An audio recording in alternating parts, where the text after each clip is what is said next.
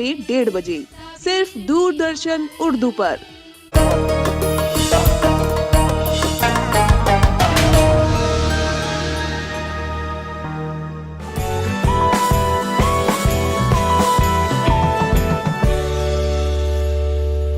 आदाब। Income, savings, investment और digital economy पर बेस्ट खास प्रोग्राम लेकर हाजिर हूं मैं, स्मृति रस्तोगी। इस खास प्रोग्राम में आज बात ELSS फंड्स की होगी।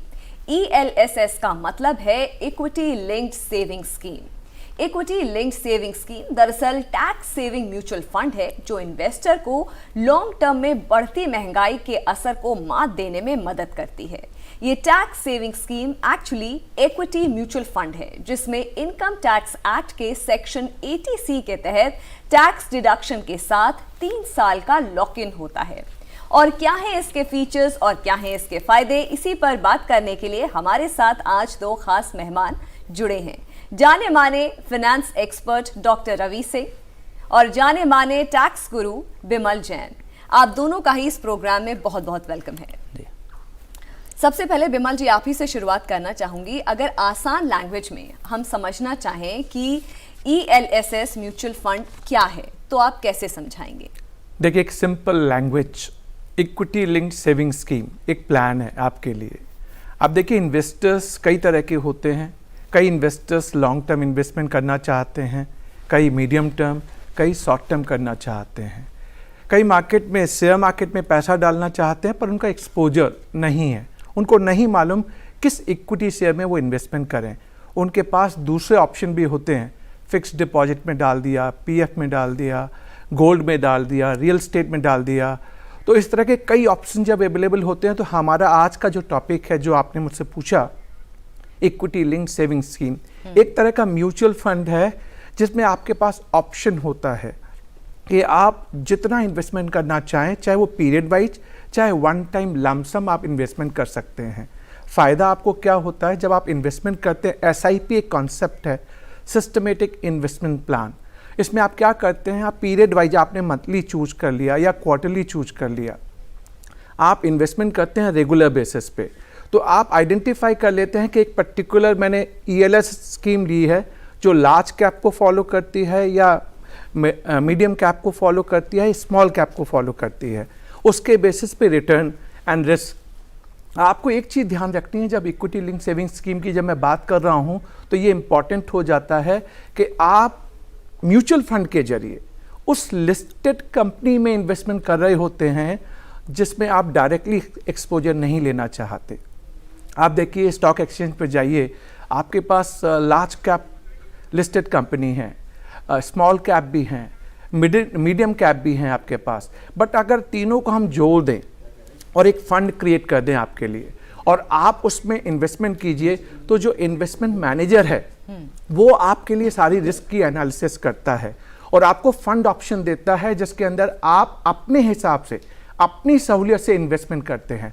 और पीरियड 3 साल का लॉक इन पीरियड होता है जो मिनिमम टाइम पीरियड है। आप FD देखिए, FD 5 साल की होती है, PF 15 साल की होती है। फिर आप रिटर्न की जब बात करते हैं, आपका फिक्स डिपॉजिट के ऊपर 5%, 6% का आपको रिटर्न मिलता है। PF के ऊपर आप देखिए 8, 8.5% आसपास आप रिटर्न लेते हैं। जब आप इक्विटी लिंक सेविंग स्कीम में इन्वेस्टमेंट करते हैं तो जो ऑन एन एवरेज रिटर्न है वो 10% से ऊपर होता है, 10% से ज़्यादा। अब आपके पास कई हाइब्रिड मोड भी हैं। आप इक्विटी लिंक जब आप चूज करते हैं तो जो आपका मैनेजर है जिसने आपको वो स्कीम दी है, वो सारी चीज़ें एनालाइज करता है। क्या एनालाइज करता है? किस कंपनी में डालना है, कितना रिस्क इन्वॉल्व है, उन कंपनी में इन्वेस्टमेंट करने पर रिटर्न क्या मिलने वाला है, और ओवरऑल ऑन एन एवरेज जब आप इन्वेस्टमेंट करते हैं, जो आप quarterly basis, monthly basis, half yearly basis, और जितना आपके पास लिमिट है जो करते हैं, तो आपका क्या होता है, वो on an average wealth creation बढ़ती रहती है। इसके अलावा जो एडवांटेज हम देखते हैं टैक्स डिडक्शन की, आप इन्वेस्टमेंट भी कीजिए और रिटर्न भी लीजिए और उसके साथ आपको टैक्स का डिडक्शन मिले, यानी ट्विन बेनिफिट। आपको टैक्स का deduction under section 80C 1.5 lakh रुपए तक का आपको डिडक्शन मिलता है। एक जो आम बात जो हम लोग नहीं समझ पाते, इनकम टैक्स में लॉन्ग टर्म कैपिटल गेन होता है, यानी अगर आपने इस स्कीम में इन्वेस्टमेंट किया और आपको लॉन्ग टर्म कैपिटल गेन हुआ तो 1 लाख रुपए तक आपके ऊपर कोई टैक्स नहीं लगने वाला।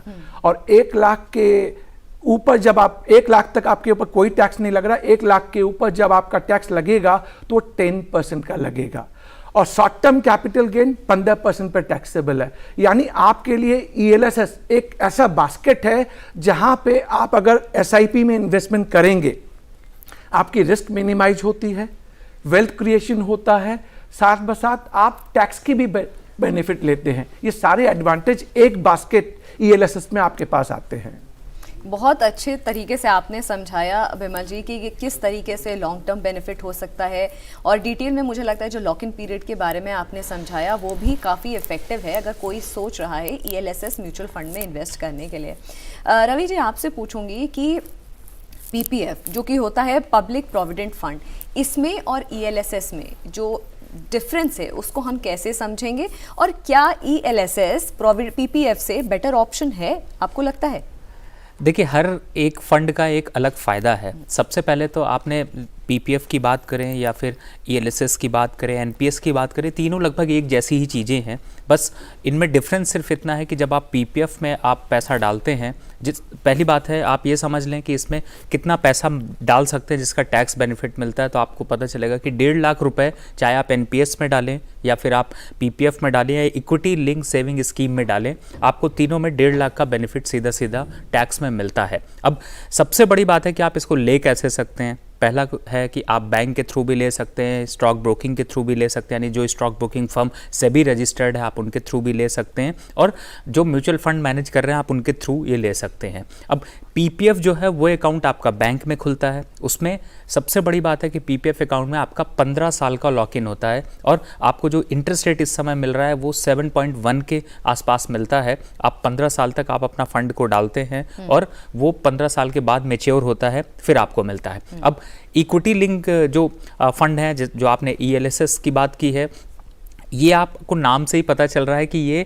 इक्विटी से रिलेटेड सेविंग स्कीम है जिसमें कि आपको टैक्स बेनिफिट भी मिलता है और आप इसमें जो मार्केट के उतार और चढ़ाव हैं उनका भी फ़ायदा उठा सकते हैं। और इसमें जो लॉक इन है वो 3 साल का होता है। तो अब क्लियर कट है कि अगर आप प्लानिंग कर रहे हैं, अपनी फाइनेंशियल प्लानिंग कर रहे हैं, आप अपने रिटायरमेंट प्लानिंग कर रहे हैं, तो आप इन तीनों फंड को आप अपने पोर्टफोलियो में शामिल कर सकते हैं। अब तीनों को फॉलो करना चाहिए या एक को करना चाहिए? देखिए, NPS में आपको पेंशन मिलती है, इक्विटी लिंक में आपको एक जो मार्केट की ग्रोथ है वो मिलता है, PPF में 15 साल की मैच्योरिटी के बाद आप पैसा निकाल सकते हैं या फिर आप उसको 5 साल के लिए एक्सटेंड करा सकते हैं। अब ये दोनों चीज़ें तो आप बैंक से परचेज़ करें ज़्यादा अच्छा है, लेकिन इक्विटी लिंक जो सेविंग स्कीम्स हैं इनको अगर आपको परचेज़ करना है तो आप स्टॉक ब्रोकिंग फर्म की मदद ले सकते हैं, बैंक की ले सकते हैं, और बहुत से म्यूचुअल फंड जिस तरीके से हैं, जैसे आपने एक्सिस म्यूचुअल फंड देखा होगा, ICICI mutual fund, SDFC, SBI, जितने भी हमारे यहाँ भारत में बैंक हैं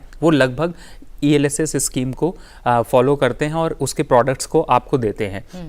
तो फ़ायदा ये है कि आपको अगर सिंपल इसमें इन्वेस्ट करना है तो पहले ये जानना ज़रूरी है कि आपको अपना अकाउंट खुलवाना पड़ेगा, और दूसरा आपको अपनी KYC कंप्लीट करनी पड़ेगी, जिसके डॉक्यूमेंट हैं कि आपको अपना पैन कार्ड, आधार कार्ड और आपके बैंक का अकाउंट का स्टेटमेंट आपका लगता है, जिसके थ्रू आप ये अकाउंट ओपन करा के आप इन तीनों स्कीम्स में आप इन्वेस्ट कर सकते हैं। डिफरेंस मेन यही है कि PPF आपका 15 साल का लॉक इन होता है, लेकिन जो इक्विटी लिंक सेविंग स्कीम्स हैं ये 3 साल के लॉक इन पे आती हैं। और रिटर्न के पॉइंट ऑफ व्यू से देखें तो मुझे लगता है कि ELSS आपको ज़्यादा अट्रैक्टिव दिखाई देगा, क्योंकि PPF का फंड बैंक जो है वो FD के तरीके से रखता है, लेकिन ELSS यानी इक्विटी लिंक सेविंग स्कीम्स जो होती हैं उसमें वो फंड पूरा का पूरा इक्विटी मार्केट पे डाइवर्ट किया जाता है, बड़े फंड मैनेजर उस फंड को मैनेज करते हैं, और जिस तरीके से मार्केट की ग्रोथ होती है उस तरीके से आपको रिटर्न्स मिलते हैं। और एक बात जो कि बिमल जी ने भी बोली कि 15% जो 10% रिटर्न होता है वो होता है ELSS पर, और 7% जैसे कि आपने बताया कि ये होता है PPF पे। तो ये भी एक मेजर अट्रैक्टिव फीचर हो जाता है ELSS म्यूचुअल फंड का, जिसके तहत उसको जो ज़्यादा इन्वेस्टर्स हैं उसमें इन्वेस्ट करना पसंद करेंगे। विमल जी, बाकी म्यूचुअल फंड के कंपैरिजन में ELSS जो म्यूचुअल फंड है वो कितना अलग है?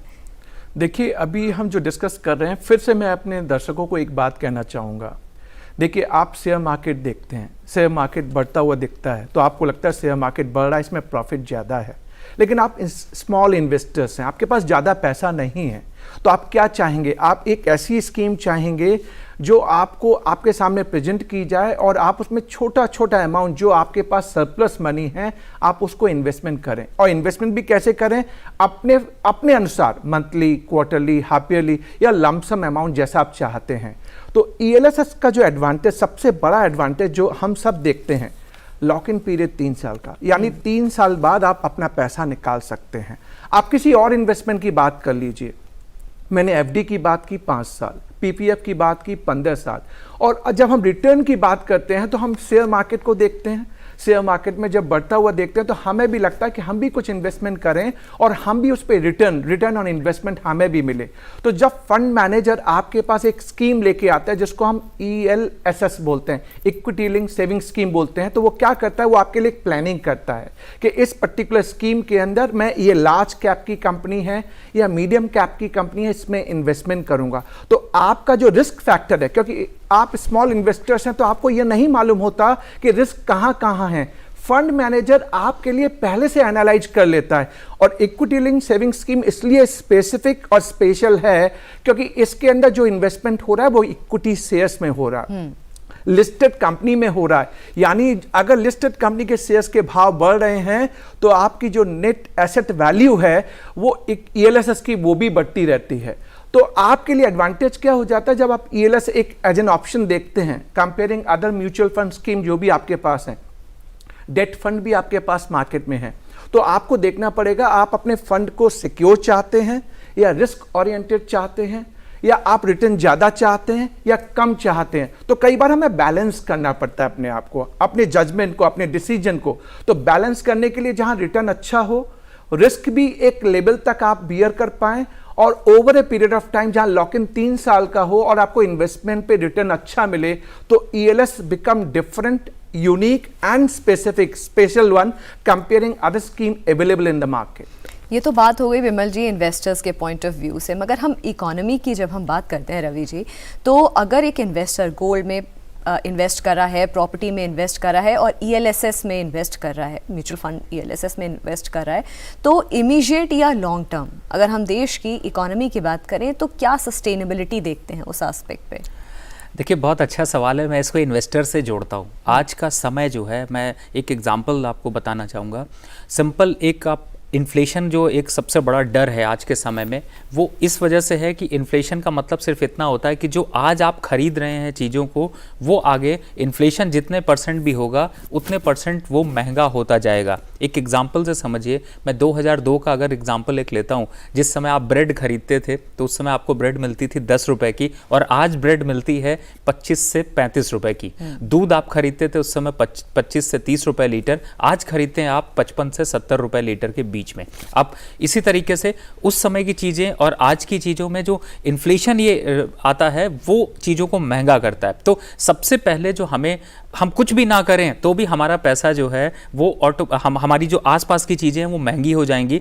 इसलिए ये जरूरी होता है कि आप हमेशा मार्केट को बीट करने की कोशिश करें, इन्फ्लेशन को बीट करने की कोशिश करें और इन्फ्लेशन से ज्यादा रिटर्न आपको मिले। अब इसके लिए तरीके बहुत से हैं, जैसे आपने बिल्कुल सही कहा, आप गोल्ड में बहुत से लोग निवेश करते हैं। सरकार की गोल्ड बॉन्ड योजना भी है जिस पे शायद हम कभी एक प्रोग्राम करके चर्चा करेंगे, जिसमें आप रिटर्न भी पा सकते हैं और आपको गोल्ड खरीदने की ज़रूरत भी नहीं है। तो दूसरा है कि आप इक्विटी लिंक पे आप जाते हैं। इक्विटी का फ़ायदा सिर्फ ये होता है कि जो मार्केट की ग्रोथ कंटिन्यू चल रही होती है उसका आप इमीडिएट जो है वो इम्पैक्ट देखते हैं और उसका फ़ायदा भी आपको देखने को मिलता है। मैं अगर एक एग्जाम्पल लेता हूँ, 2010 में अगर मैंने कोई प्रॉपर्टी खरीदी थी, अगर मैं दिल्ली की बात करूं या मेट्रो सिटीज़ की बात करूं, और 2010 में अगर मैंने इक्विटी मार्केट पे निवेश किया था, तो प्रॉपर्टी में शायद आज मुझे रिटर्न 12 से 15% का मिल रहा होगा 12 साल के बाद में। वो भी ज़रूरी नहीं है कि कोई इलिक्विड सा नज़र आता है, लेकिन अगर स्टॉक मार्केट की बात करेंगे तो आपको रिटर्न यहाँ पे 40% के मिलेंगे, बावजूद इसके कि आजकल मार्केट में 30% की गिरावट है। तो आपको रेशियो समझ में आ रहा है। अब भारत की आपने बहुत अच्छी बात कही। देखिए, इस समय मोदी जी की गवर्नमेंट का पूरा फोकस डेवलपमेंट पे है और मैं आपको एक रेशियो देना चाहूँगा। आप इस समय मुझसे पूछे या किसी इन्वेस्टर से पूछे वो निवेश करना चाहेगा, तो ना तो आप कहेंगे कि पाकिस्तान में निवेश करिए, ना चाइना में कहेंगे, ना आप यूरोप कंट्रीज़ में कहेंगे, ना यूएस में कहेंगे। यूएस में 42 साल के पास इन्फ्लेशन रेट पहुंच चुका है, तो उनका डर ज़्यादा है। भारत के फंडामेंटल वहाँ पर ज़्यादा स्ट्रांग है कंपेयर टू, आप इंफ्रास्ट्रक्चर देख लीजिए, बैंकिंग सिस्टम हमारा उनसे ज़्यादा स्ट्रांग है, नेटवर्किंग सिस्टम हमारा ज़्यादा स्ट्रांग है, IT सेक्टर हमारा ज़्यादा स्ट्रांग है। और भारत की जो अभी आगे EV सेगमेंट की बात की जा रही है, पावर सेगमेंट की बात की जा रही, तो आपके पास बहुत से एवेन्यूज हैं जिस पे कि आप इन्वेस्टमेंट कर सकते हैं। तो ये फंड कहां से आएगा? इक्विटी रिलेटेड आएगा। तो आगे की जो ग्रोथ है वो इक्विटी की और बड़ी आपको देखने को मिल सकती है। तो अगर इक्विटी की ग्रोथ होगी, तो अगर आप इस तरीके के फंड में निवेश करते हैं, चाहे आप गोल्ड में निवेश करें, करेंसी में निवेश करें, या फॉरेक्स में आप जिसे कहते हैं, आप इसमें PPF में निवेश करें, लेकिन इक्विटी लिंक इसीलिए ज़्यादा अट्रैक्टिव लगता है कि 3 साल का आप निवेश करिए लॉन्ग टर्म पे। जिस तरीके से हमारा भारत आगे ग्रो कर रहा है, उस तरीके से आपका फंड भी ग्रो करेगा और आप इन्फ्लेशन को भी बीट कर पाएंगे। तो इसलिए पूरे फंडामेंटल को समझते हुए ये समझ में आता है कि आपके लिए इक्विटी लिंक स्कीम एक ऐसी स्कीम है जिसमें कि आप जो भारत की ग्रोथ है, आप उसके साथ अपने फंड को भी ग्रो कर सकते हैं और अपना भविष्य सुधार सकते हैं। बिमल जी, जब हम बात कर रहे हैं कि इन्फ्लेशन हो रहा है, थोड़ा सा रिस्क फैक्टर भी ज़रूर रहते हैं जो एक इन्वेस्टर को हमेशा डर लगता है, क्योंकि म्यूचुअल फंड एक अपने ही रिस्क फैक्टर के साथ एक लॉन्च किया जाता है, तो वो भी समझना मुझे लगता है इन्वेस्टर के लिए बहुत ज़रूरी है। तो ELSS के साथ ऐसे कौन से रिस्क फैक्टर हैं जिनको हमेशा ध्यान में रखना पड़ेगा एक इन्वेस्टर को इन्वेस्ट करने से पहले? देखिए, जब भी किसी भी इन्वेस्टमेंट प्लान में हम इन्वेस्ट करते हैं, उसमें एक रिस्क फैक्टर होता है। चूँकि ये इक्विटी लिंक्ड है, यानी इक्विटी में इन्वेस्टमेंट हो रहा है, तो जब हमारा शेयर मार्केट बढ़ता है तो हमारे इस फंड की NAV भी बढ़ती है, नेट एसेट वैल्यू भी बढ़ती है। और जब शेयर मार्केट डाउन होता है तो NAV डाउन होती है। अब रिस्क क्या है? मैंने आपको बताया रिस्क क्या होता है। कई बार जियोपॉलिटिकल सिचुएशन होती है। आज रशिया यूक्रेन की बात चल रही है, जिसका इम्पैक्ट वर्ल्ड वाइड सब जगह पड़ रहा है, बट इंडिया पे इतना नहीं पड़ रहा।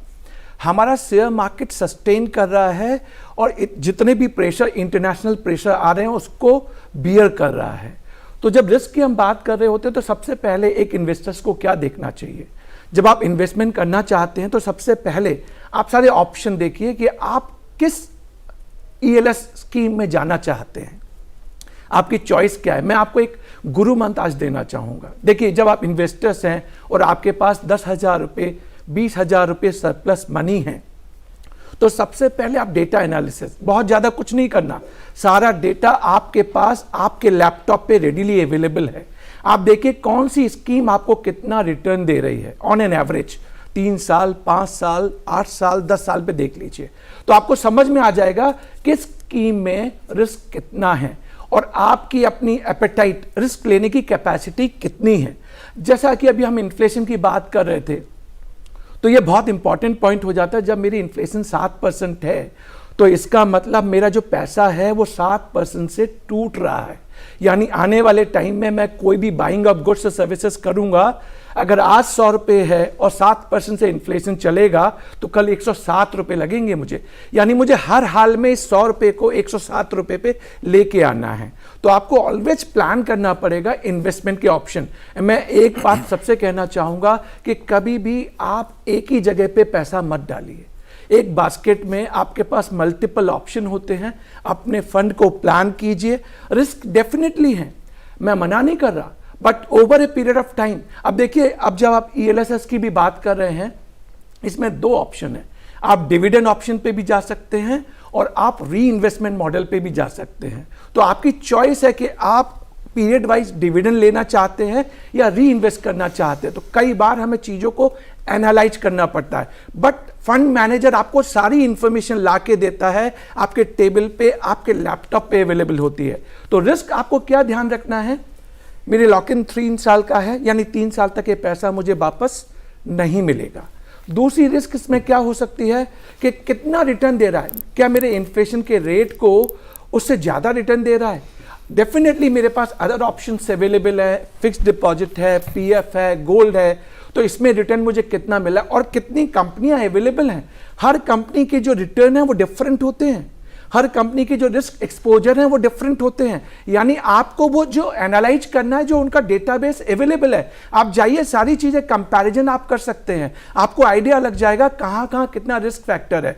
तो एज ए इन्वेस्टर्स मेरी सलाह आप सभी को ये होगी, जस्ट आप थोड़ा सा बेसिक फ्रेमवर्क देख लीजिए, अपना फंड आपके पास कितना है वो देख लीजिए, कितने पीरियड के लिए आप लॉक इन चाहते हैं, क्योंकि 3 साल तो आपको लॉक इन करना ही करना है। इसके अलावा अदर ऑप्शंस भी अवेलेबल है। आपको जस्ट ये वर्कआउट करना है कि हाँ, अगर मुझे कोई 10% 12% का बैलेंस रिटर्न देता है, that would be more advisable, जिसमें SIP अवेलेबल हो, री इन्वेस्टमेंट अवेलेबल हो, 3 साल के बाद आपके पास सारा रिटर्न आ जाए, दैट लुक्स लाइक, इसीलिए हम कहते हैं ELS जो ELSS equity link saving scheme है, वो अदर इन्वेस्टमेंट के ऑप्शन में बेहतर है और आपको ज़्यादा बेनिफिट देगी।